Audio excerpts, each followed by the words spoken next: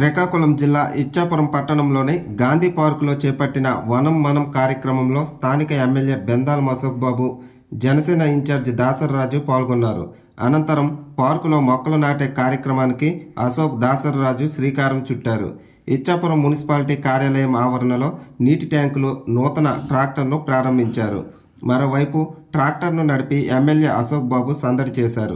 అనంతరం పట్టణంలోని 4వ వార్డులో నూతన డ్రైనేజీ వ్యవస్థను ప్రారంభించారు. ప్రతి ఒక్కరూ మొక్కలు నాటి పర్యావరణాన్ని పరిరక్షించాలని ఎమ్మెల్యే అన్నారు.